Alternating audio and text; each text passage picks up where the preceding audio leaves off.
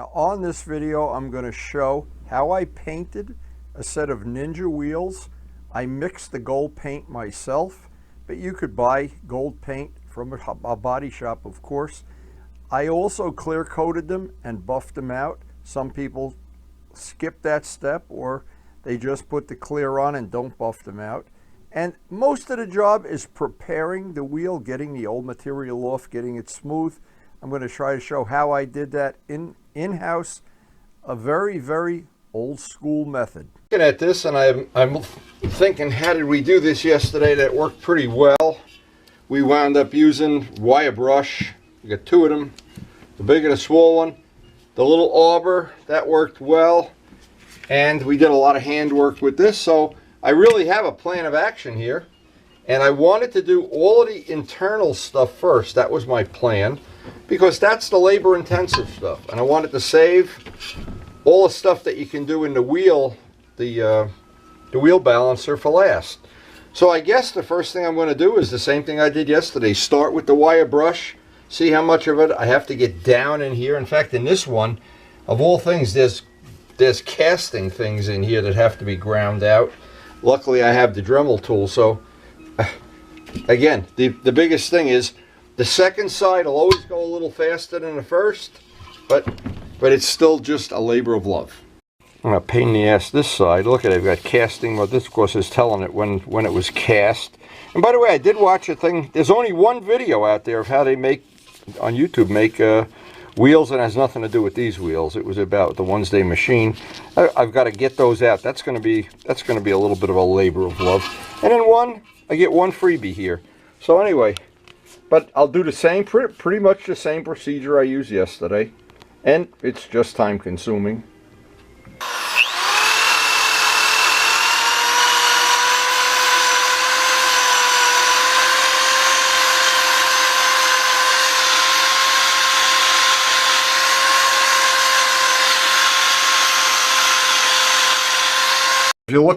If you look in the back room, you notice I have everywhere there's these discs that are available from, and they're in two different sizes, big and small. Super, super handy for doing what we're doing now, and they come like sandpaper and like 3M removing material. They call them fiber, but I don't know what the right name is. They are handy, and they were handy yesterday in doing some removal. So always a good thing to try everything, because I think what we're removing here is a big thick coat of powder coating.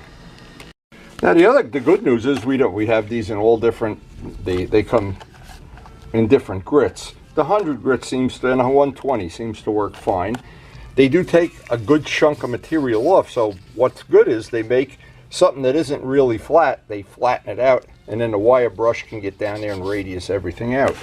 But these are really handy to have, and are good for doing just general work as well as this.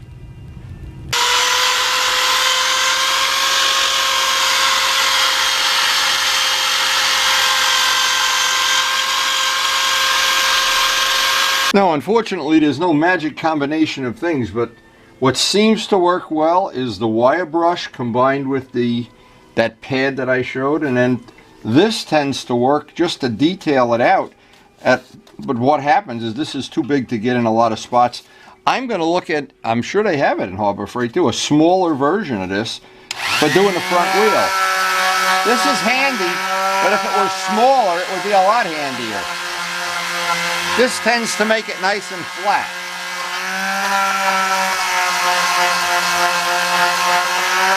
The point is, everything has to have an etch on it. It has to be scratched. I don't have to get all the powder coating off, but it's all got to be scratched.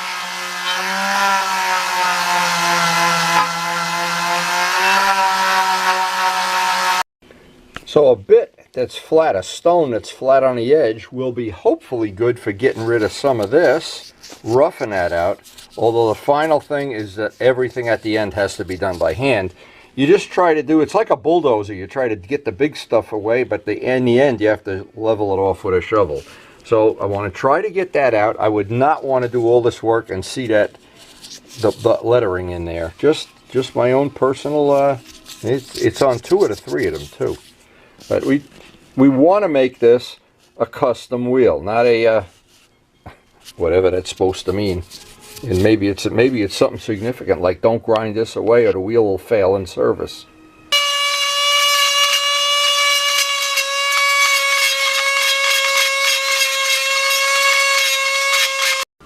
Now, an important thing to really remember. Some of the stones, and I just wanted them self-destructed, some of these are carbide cutters. If you look at these carbide cutters, I want to pull one of these out. See, I may have use for this. That's carbide. That's never going to break or go dull, and I have a little carbide cutter that gets right in there. So that's very handy, and I have, these are the cutters that, these are like $10 a piece, but they're really, really worth it. And what happened is years ago, and it was a lot of years ago, Scott Smith was the one gave me this as an award at one of the model plane tournaments. But I still have it, Scott. If you ever get to see, or Steve Busso, you ever get to see this video, here we are probably 40 years later, I still have it. And we're still using those cutters. So 40 years, and they do get in there, and we're gonna do a lot more trying to get into that groove. I want that groove to be really nice and smooth when I'm done hand sanding it. You can see how much of that took out, and we get the sanding stick to get the last little bit out, just to get in the corners. I don't have to get all of that powder coating out, but I still want to see that. And I don't need to turn the wheel into a raw aluminum wheel, but it's got to be etched. It's got to have a surface that the primer will grab to. Now I found several little cutters to get in corners and edges and angles and things. I just always keep. You never know which ones are going to work. The little skinny ones, sometimes they work well. But the bottom line is, hey, this is one I was looking for this the other day. I couldn't find it. May have some use for this. Carbide cutters. These are the ones that really do the heavy work. Here's a carbide sanding drum, but it's got to be cleaned. You got to clean the aluminum off it, and on and on and on. There's so many of these. Every one of them I've used over the years. As always, is ultimately, and this is just an ordinary sanding stick that works just perfectly. Now, what happens is, and I wanted to show this is a really good tip. You can get in all these little tight areas, and all we're looking to do is get a final etch on everything. Ultimately, this last, I don't know, 50% of the sanding has got to be done by hand. There's just no machine that gets in here. Now, what happens is, you can see you wear out the tip. This is Norton industrial grade sandpaper. Now I can use that tip. So I wanted to show this. This is really a good tip because a lot of people might not realize this. And of course the sandpaper is expensive. So once you get that, you see it's not doing much sanding. So you see the whole front of it. This is a great tip, by the way. Move the stick back a little bit. So I will get to use the whole length of the sandpaper right up to the last inch. And every time I do that, I'm exposing a brand new edge. A brand new edge on the sandpaper. It really works in my favor. And because so much of this has got to be done by hand, an example of something that, as long as I have the sanding stick out, to get all these edges radiused, there's really no tool I know that I can get in there, but I can get it. And it's just hand labor. It's just, you know, I just put on the TV one of the summer rides and pretend I'm out on a summer ride and sand away, because this is going to be a couple hours of detail sanding before we even take a break for lunch. It'll be a labor-intensive job for sure. And this is probably, other than all the little tools getting this is the one that really counts. And of course, the final thing, sanding everything by hand with probably 600 grit paper. Uncanny how in the end, all the little detailing, you really have to do all of this by hand, and there's really no substitute for it. I've tried many of the tools I have over there that have done some of it, but in the end, you really have to spend a couple hours, just like what I'm doing right now, because everything has to be etched. If I paint over anything that's shiny, the odds are not in my favor that the paint is going to stick, especially on a wheel. A wheel takes a tremendous beating. So to have everything etched, now even in this groove here, I haven't figured out how I want to do this yet. Even in this groove, I guess I just have to do it by hand. There's just some things that I guess you could get a wire brush in there, and bit powder coating is just a bear to get off. It's terrible. But I'm sure it's cheap, and that's why they use it. Inexpensive and probably pretty durable too, but anyway. Now, it's always important, somewhere in this job I have to address this too. At the very end, every one of these edges, I want to have every edge, and I'll do it by feel. I want them all radius. I don't want any sharp edges. And that really I have to do at the very end by feel, but basically getting all these where the two castings come together, and I really do wish I knew how they did that. Be a very interesting how-to video. It looks like they cast two pieces, and while they're still molten or something, just like a mold, they stick them together. Who knows? Anyway, we're making a lot of progress on this. Next step on this is this part here is this edge, the casting. I want to hand sand that, and in here, this I can do relatively quickly, but this part in here, I'm going to have to get that roughed up as much as I can. I don't really have to take, again, I don't have to take all of the powder coating off, but I need to get this smooth so that this surface, ultimately when it's painted, all these surfaces are going to have the same smoothness and flatness and gloss. Now this is one of the critical things. I don't think if you didn't use the sanding stick, you couldn't get right up into that corner, into that angle. And of course with this heavy-duty sandpaper, you can just flip it over. I'm not sure you could do this with regular sandpaper. This is that heavy-duty Norton sandpaper, and of course got from Dave Midgley years and years ago. I still have I don't know how it came on a roll. It's industrial quality, and it works really quickly. And I want to get that ridge. Now this is just going to be, again, we go into that thing of, it's going to take a long time to do this, but since it's snowing outside, you can see this, this side, if I were to paint over that, you'd see all those dimples, because it's a casting, of course.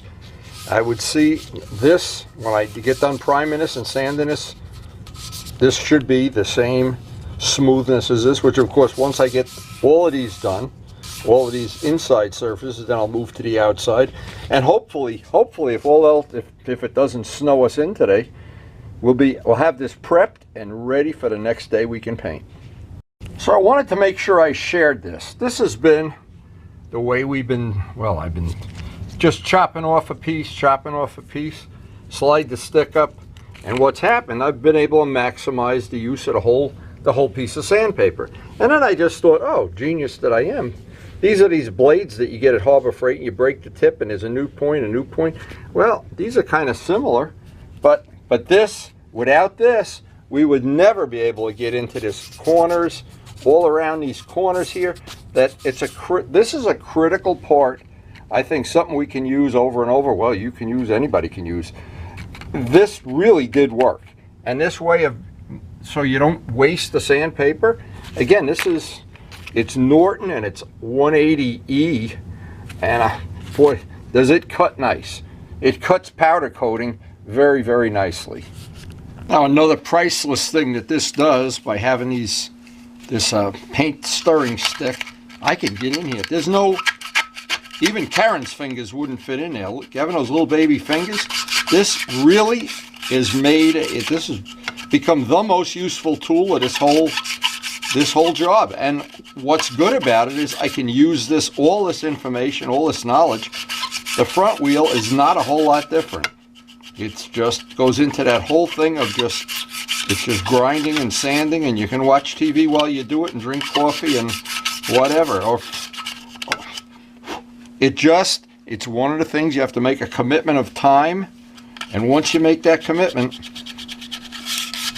I know when these wheels, if they have to be perfect, and I've never painted over a powder coated wheel already. This is going to be the first one to see if we run into any other problems, but this was the best tool that came out of this. All these power tools are good, but in the end, every hour I spend with power tools, I'll spend 4 hours with this, because I want this to be perfect, and especially because it's snowing out there. And I wouldn't rush anyway, but what I'll do is devote an extra hour or two to trying to get this as perfect as I can. I would really like people, when they see the bike, to look at the back wheel, because it's going to be gold, and go, wow. I want to show how this sandpaper comes from Norton, and again, I got it from Dave Midgley. So I want to, this has really made the job a lot easier than trying to use up body shop sandpaper. Because this, I want to show this too, it's so stiff. If you put a fold in it, it's like, you can really get this to wrap around. Now, what I've been doing is I've been cutting this in half. Again, you could also, another trick is you could be putting this on with sticky back sandpaper and then just go over to the saw and cut a piece off, because they give you these sticks for free when you buy stuff at a body shop. So this is basically what I've been doing. And that has proven to be the most handy tool of this whole job that's evolved out of this whole job. And I'm glad we can share it with you. The last part of this, and there's really no other way that I know to do this other than just by hand. I want to get the ultimate thing at the end of this. I want to go right around and about 1/8 of an inch out onto the other side.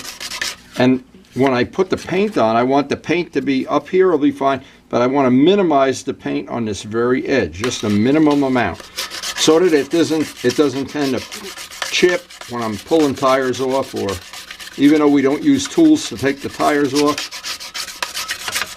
I just like to minimize that chance that, as an example, if I got a flat out on a road or something that I had to have somebody else do it with a tire machine, they wouldn't chew up my rim.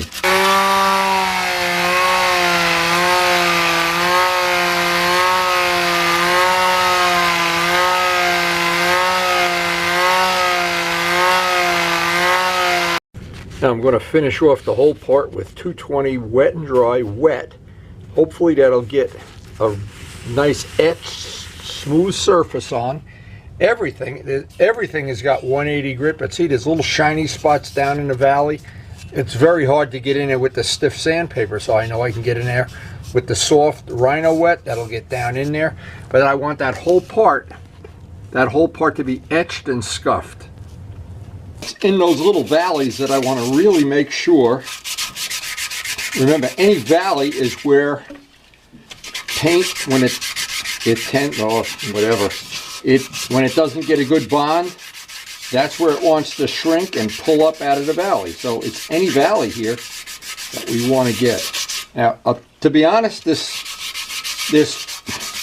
I'm assuming it's powder coating, has really been a bear to sand. This has really been a lot of work, but it's given me a smooth surface. It's obviously adhered to the wheel real well. So I think in the long run it's going to be just fine. Now this is the one critical thing of the whole wheel. This is the part that really, if it pulls up out of that valley, or in the worst of all worlds, you know, you get stuck somewhere and somebody has to use a tire iron on it or something, that's the death knell. And then you get a chip, and that chip is, on a gold wheel, is going to look terrible. On a black wheel, you can just take a Sharpie marker and make it go away a little bit, but not on a gold wheel, that's for sure. Last thing today is going to be to wipe everything down with prep ball, and I'm sure the snow is going to build up and we're going to be busy tomorrow. They're predicting more snow. So sometimes the snow wins. Today they won. But in a way we won, because we got to prep with no pressure at all to finish on time, which I like. I'll get this thoroughly cleaned and be ready for backmasking the next time we get a chance to work on this. I really would always rather backmask it the day of doing it, so that the tape is nice and sticky and fresh, even though that doesn't really matter. But getting it all prepped up, this was an incredibly productive day. I think we got, I don't even know how many hours, but having it this close to being ready to paint, well, I'm going to sleep like a baby tonight. I really am going to sleep like a baby. This really did come out. Yesterday we spent an awful lot of time sanding and grinding and trying to get every part of this surface etched.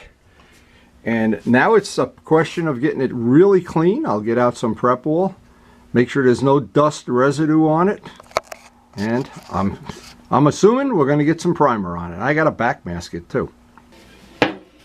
Now, the main thing is to prep wool the wheel down before I put any masking tape on this. See, I backmask this so I don't paint the middle of the rim.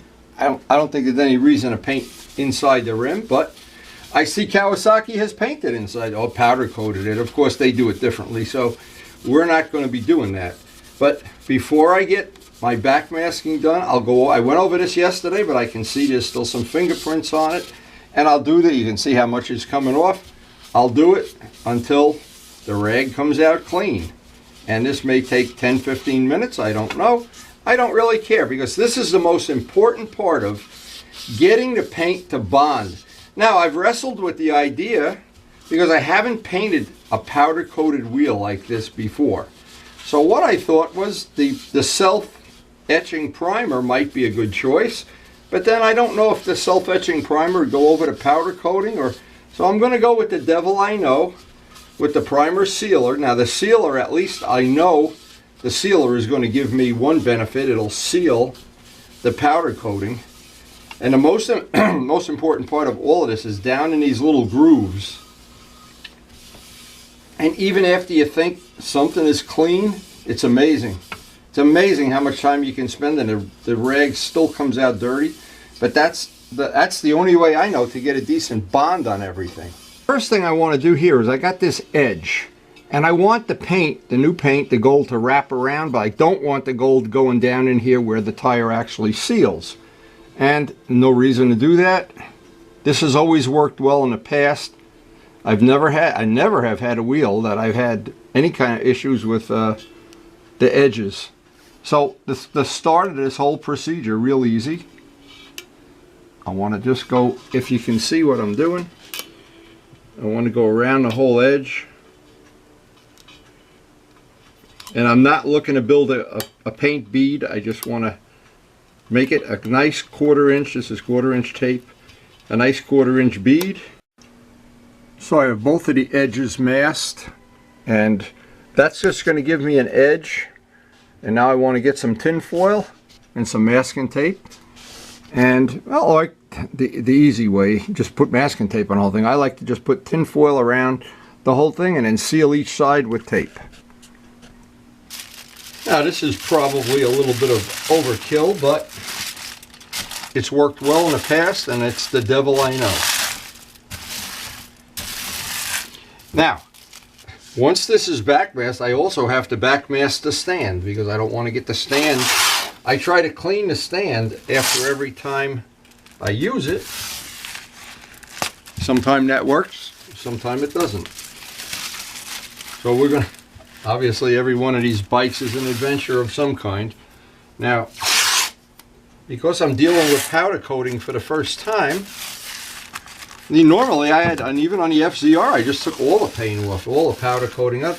It was unnecessary, and it would have added 20 hours to the job, and there would be no benefit that I could see. So we're going to find out if this is going to work the way I expect it will.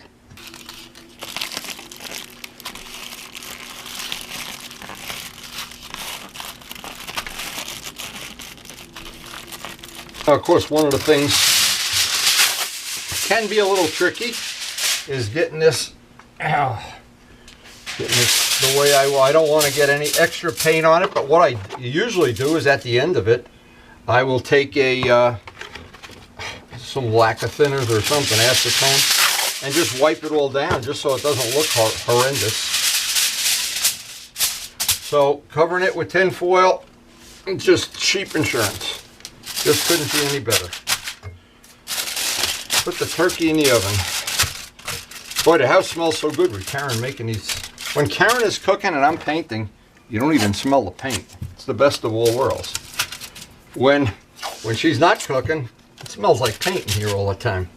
I'm not sure.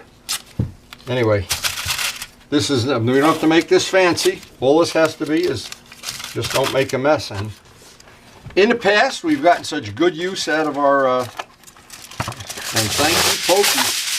I can't thank Pokey enough. He just came over here one day, And there it was. Amazing. Now it's going to be a lucky day if the wind isn't blowing rain down onto us. I'm going to try to move that table and see if I can get it in a spot to minimize that chance. So I'm going to see if this is the answer to our problem. If it isn't, we can always sand it or wipe it off with acetone. But we will see. Anytime I'm painting over any kind of old finish, I always like to seal that finish with sealer. We'll see how this works out. Now another good little tip would be, this wheel is probably 65 degrees as it's in ambient temperature right now. But what would be a good idea is bring it out and paint it right away and bring it right back in. Don't leave it sit outside. And you sure wouldn't put it outside and then let it sit for 15 minutes so it's ice cold. That's not going to do you a favor. It's a good temperature now. We should get a good bond. Now, if the wheel is too hot, you don't get a good chemical bond because the bonding chemicals all release. And if this wheel was 90, it wouldn't do you a favor. But everything in paint is predicated on 72-degree drying time.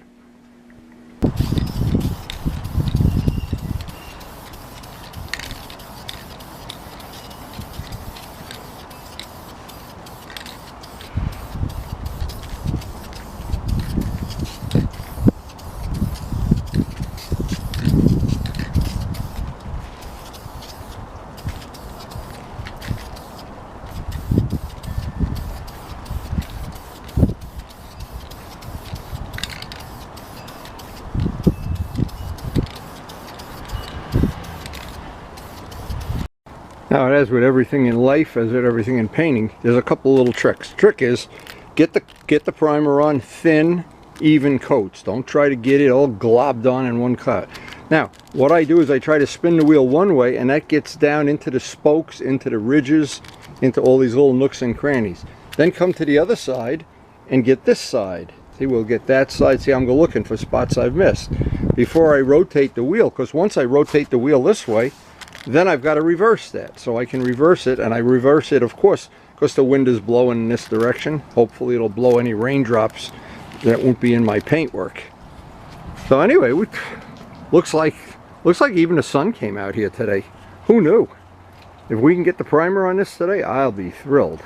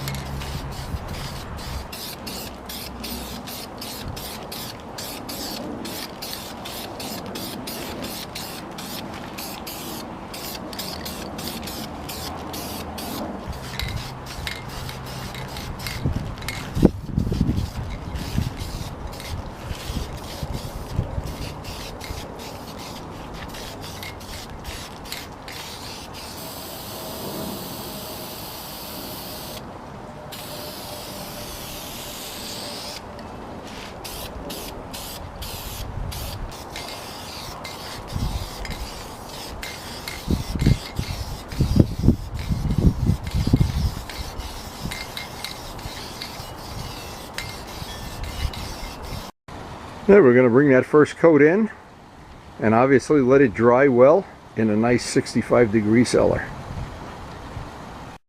So that's basically going to sit by a heating vent overnight now. I'm trying to look at any areas here. In the morning I'll decide, once it dries, if it needs to be sanded. There's a possibility we'll want to put a second coat on.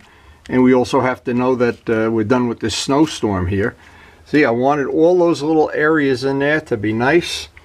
Now, it'll never hurt to sand out and put another coat of primer on. I'm looking for anything that looks like I need to address it. So far, it looks pretty good, not too bad. But anyway, we do have a short day today. Miles is coming over, and I'm basically going to quit while I'm ahead. Anytime I have this, and it goes this well, I feel like it's time to quit while you're ahead. Into the shop, I spin the wheel, it looks it looks so good. I am so happy I put the time in. Now, I could probably, you know, if I wanted to, just leave this, but I do want to do a full sand out with 600 paper when I get back from microwave shopping. I want to sand this out. Hopefully by then it'll warm up. Get a second coat of primer on it. I want to keep the primer at the edge as thin as possible. I don't want to do any extra. I don't want a big paint buildup here because that's where it would tend to chip if somebody had to use a tire iron on this. But in here and in the spokes especially, I know we can make this really super. Look at this, the tape's coming off. You know why? We're under a heating vent here. But anyway, right under a heating vent, and that's the whole ticket. But anyway, that wheel, now we're talking, now the fun begins. The day has played out as we went shopping. The day's warmed up. The wind isn't really blowing. Not terribly anyway. And the sun is out, which if I can get the primer sanded, and then what I want to do is get a very light coat of primer on this and give it an hour to dry. And I may get the gold on this today. So not like it's a rush, but I would like to take advantage of what an unexpected day. Now what this means is I don't want to rush this part of it though. This part is going to take at least an hour. I'm going to very carefully get in every little nook and cranny that I can. Any little high spot that comes up, well, that's why we're going to put a very light coat of primer on this once we're done sanding it. But this turns into that thing we always talk about, the labor of love, getting in all these little nooks and crannies and whatever. 600 in Dasa, and it just becomes a labor of gefilte fish. So the way this always works, there's just, I think 99% of this has to be done with your fingertip sanding, all these radiuses, all these edges. But what's going to happen if I skip this step? Somewhere in the future I'm going to be unhappy. Where today, I actually will finish this today. I will put the effort in required to get this done today, because to be able to use in the middle of the winter like this, truly a painting day. A day that you can really paint with the sun out and the wind not blowing, and not snowing and not raining and whatever. It's something I don't want to waste. So rather than belabor the whole point, I think everybody in the world can figure out this is just going to be just time consuming. We have to do it. And then there's one golden tip, and this is a tip worth its weight in gold. Never take primer, especially primer that's only a day old, and use prep oil on it. What I've done in the past, it's been a problem. It's melted some of the primer. And I know you're not supposed to put it on wet, but I'm used to putting it on wet. So I learned that lesson the hard way. Pass that on for what it's worth. Now remember, what I'm trying to do is concentrate all my effort into the casting part. This part that's already machined, yeah, I need to do it, but I don't need to do it like up here. Up here, I can see every time I hit this with sandpaper, I see another high spot coming up. So it's just, there's no way you can do this that like with a machine or something, a lawnmower or whatever. It's just all these radiuses. But what's going to happen when this is done, all these radiuses are going to be reflecting light, especially with that gold paint. And I'm very excited to see this in, let me get another piece of sandpaper. The problem with this too is the sandpaper, even wet, the sandpaper clogs up.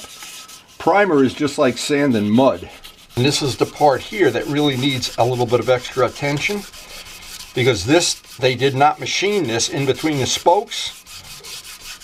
And I want everything to have a radius on it. I want to get in every corner, and especially this bar that goes down this. I think it's a joint, but again, I don't know for sure because I've never been able to find a video of how they make these wheels. Key thing now is to clean this with paper towels. I don't want to use prep oil.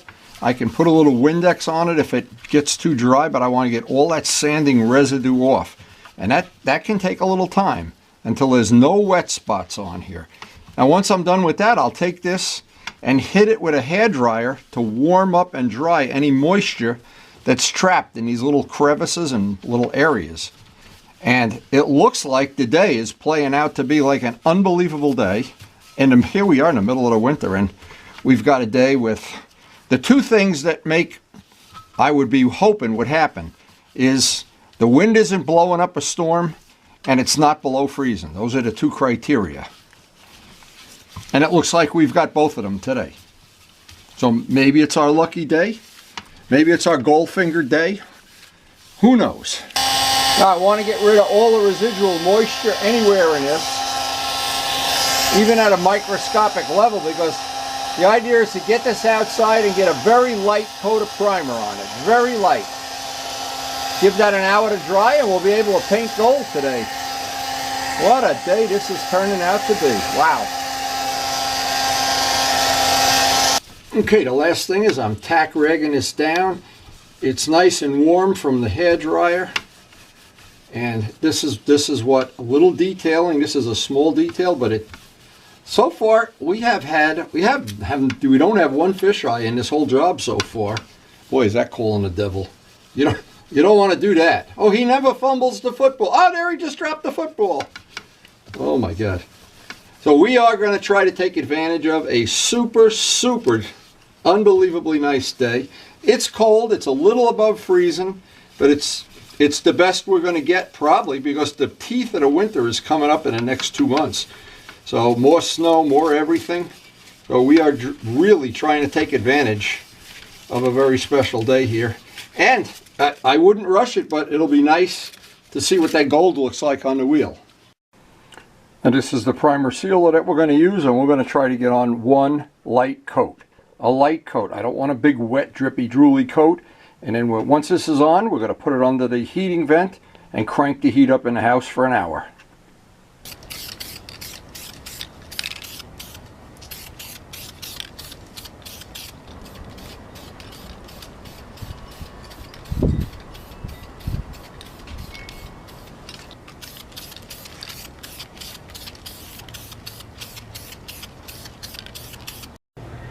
I looked pretty long and hard for something that needed to be sanded or addressed, or a little run or a little spot I missed.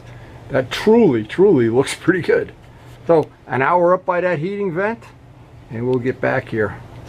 Time for a coffee break, and then I'll mix up the gold and make sure I'm ready. That weather hasn't changed. So far so good. Now, as always with any of these custom paints or any metallic, I want to make sure all the pigment is off the bottom. It took me a little while to figure out exactly what the ratio of pigment to paint was. And when I use the airbrush, now I'm going to try to do this. This is really more of an experiment than anything. I'm going to try to, oh my God, I can't even open the jar. I'm going to try to do the, with a small spray gun. Since there's no tape lines I have to worry about or anything similar to that.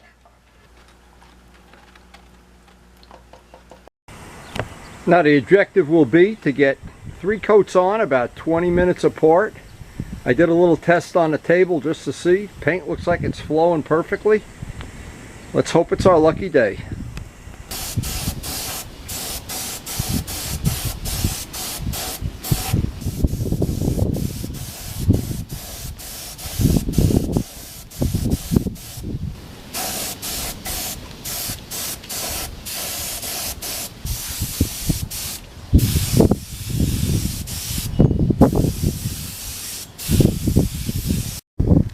So it looks like I got the paint flowing pretty good, and what I did, I used the inner hub where you're not going to see it, just to test to make sure I had the paint mixture and pressure just right. We're ready to paint.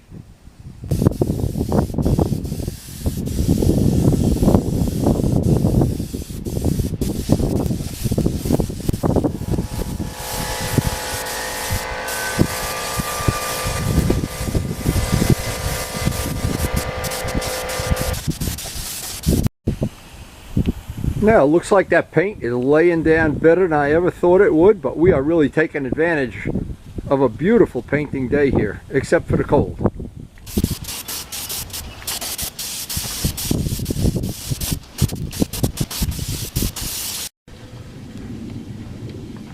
Well, we got to do the other side now. I'm just constantly spinning the wheel so I don't have any chance I'm going to get a run in there. Well, ultimately that really came out nice. I have to admit, I'm really impressed with that.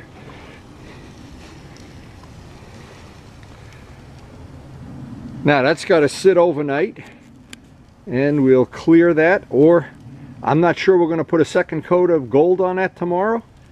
I'm going to see how that dries up. Wow, as he trips on a rock. I'm just so excited about seeing that in one, seeing the wheel in gold at last.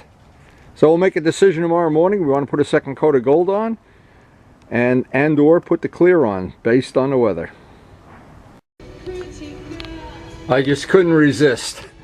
Just couldn't resist playing the music Goldfinger, looking at this wheel. Wow, does that add some joy to this day. I can't believe it. We're under a heating vent. Now I don't know if tomorrow I'm going to want to put a second coat on. I don't want to put 2 coats on because it's getting late in the day. But that really, and you can imagine what that's going to look like with the clear. So Goldfinger.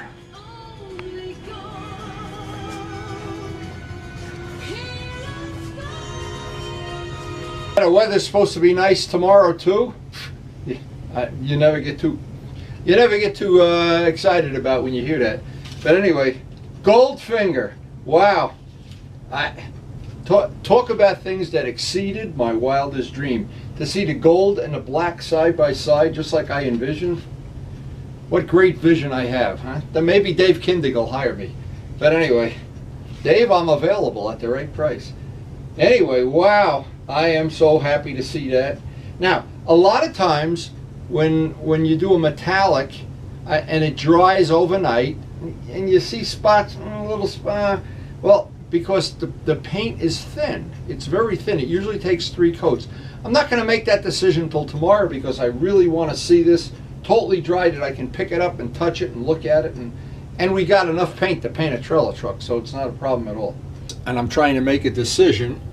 Actually, I had Karen come down here before, and I said, does that look like we need another coat of gold? Now she, of course, being a trained artist, does a better eye than I am. And she said, no, it looks pretty gold to me. Goldfinger, baby. It really does look gold, so I think we're just going to wait out the temperature here. This is the easy part. Because what's happened with the weather, it's been under 20 degrees in the morning. And by 10 o'clock, it's up near freezing, and by about 11, yeah, it goes over. And I like it to be over freezing when I paint. And I just use that randomly as my cutoff. I have painted when it's a lot colder, and it takes a lot of the fun away because your hand freezes to the gun. But anyway, just seeing how this whole thing came out, it's beyond my wildest dream how good it came out. I am so happy.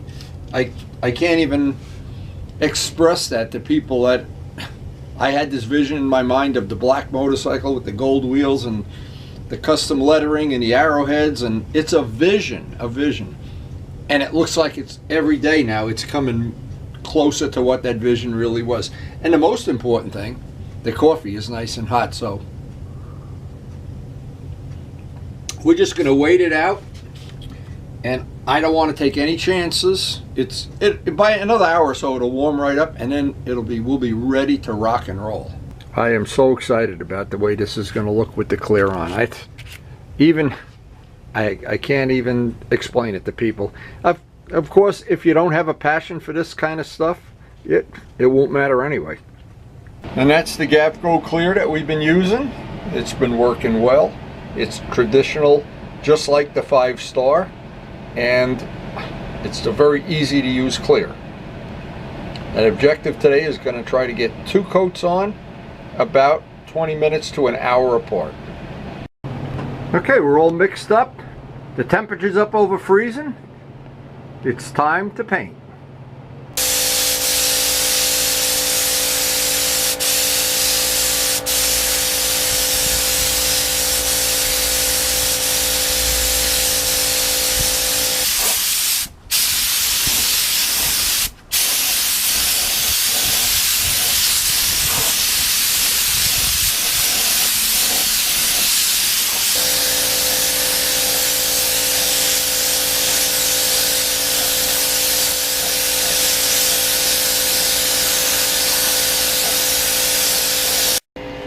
Now after 1 coat, you can already see the color change a little bit. It deepens, and there's just enough sun out right now to make it very easy to candle it and see the shiny spots and the dull spots and where it might need a little more clear.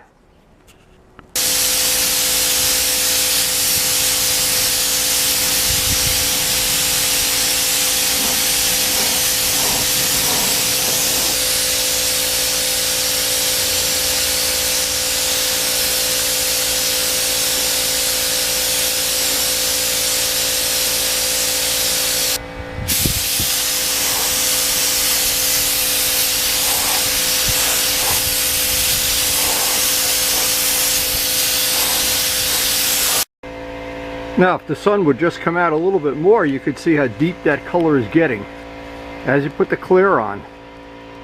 Now I got to flip it around, do the other side of the wheel. I always want to do the side of the wheel that's facing the sun, because the sun helps me candle it. In fact, I'm trying to look here if you can see the difference in the color. Yeah, you really can't. And I'm not sure you can even see it on the video, but we want to get 2 coats on, and then, well, 1 coat on, go do something else for an hour and come back and get the second coat on. That looks like it's going to be really nice.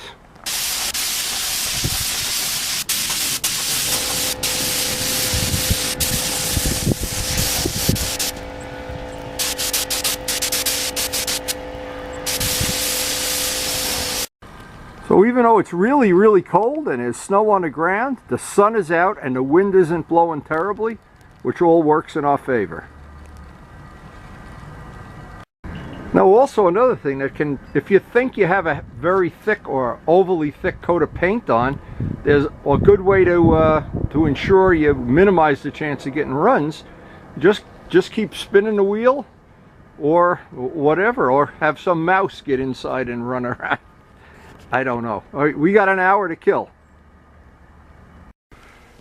Now while I'm waiting for that first coat to tack out, and that usually takes about 45 minutes, maybe an hour today because of the temperature, well, I can sit out here and look at some of the other wheels that I've done over the years and oodle them up, and they have withstood the test of time. Changing tires without tools helps a whole lot, no matter what, whether you have powder coated wheels or regular wheels. Nobody I know ever wants to have a scratched wheel. Now the trick is, I'm going to do this methodically. I'm going to keep it spinning and using a hairdryer, just keep a little bit of heat on it, because again, it is really cold out here. Because I want that to tack up nice and smooth, and by constantly spinning it, again, it minimizes the chance there'll be a run somewhere until that paint gets solid.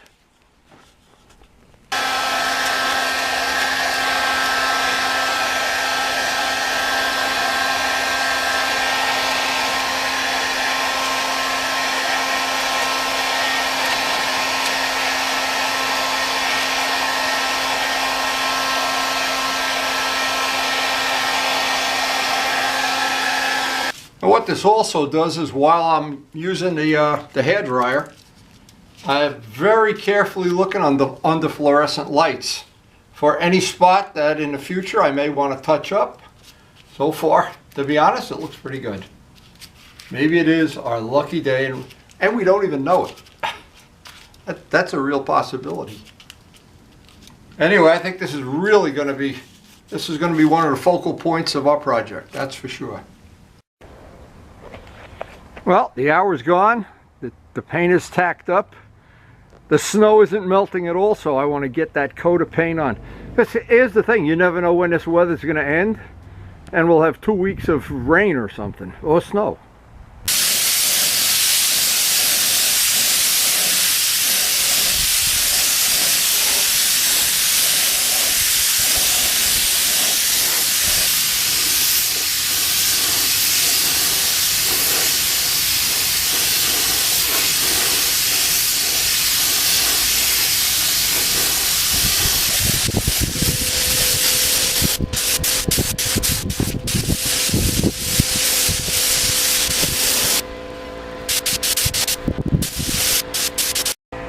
Now I'm hoping on the video you can see how that color is coming to life with each additional coat of clear.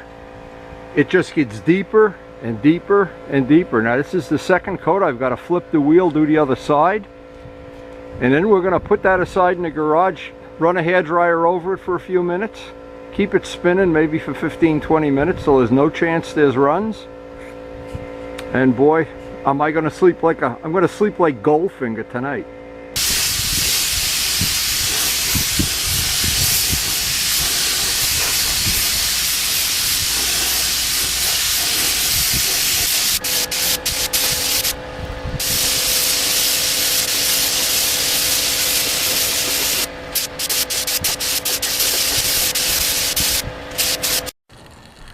Boy, with the second coat of clear on there, it just looks unbelievably nice. Unbelievable.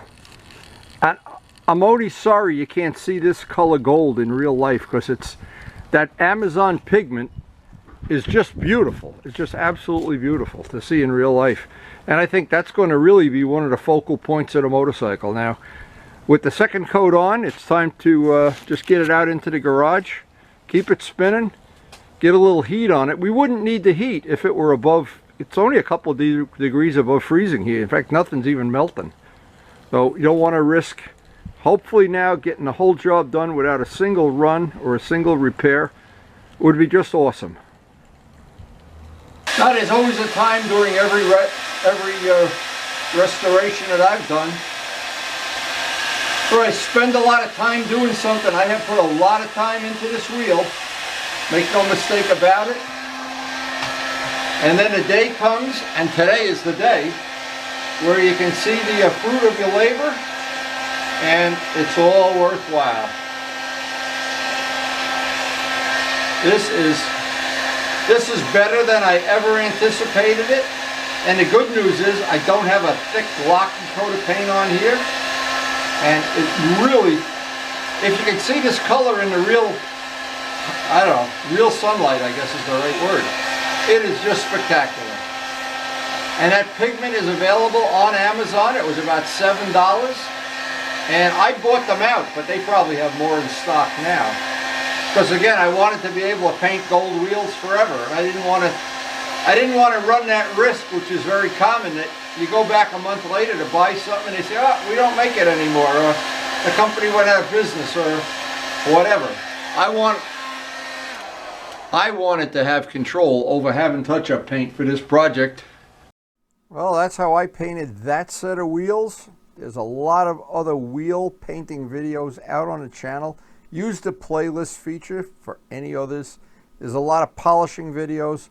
There's a very eclectic channel, but we always try to pass on real-world information, usually for backyard mechanics that you can do yourself at a reasonable price. The price of doing a set of gold wheels, money-wise, very, very low, and effort, a lot, let's be honest. But in the end, if you have a passion for this stuff, you'll be very happy. Now, if you're new to our channel, we have a very, very eclectic channel. One of the new features we have now is some of the videos are grouped into groups that you can access all the videos for one category in one mouse click.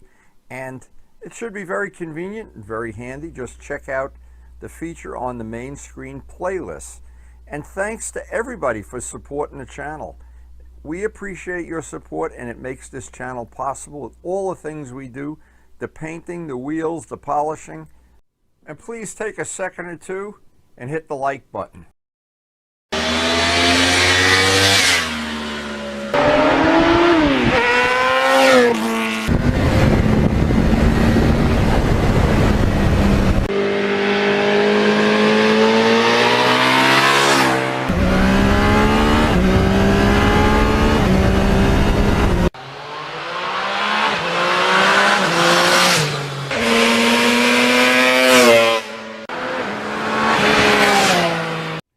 And thanks everyone for watching.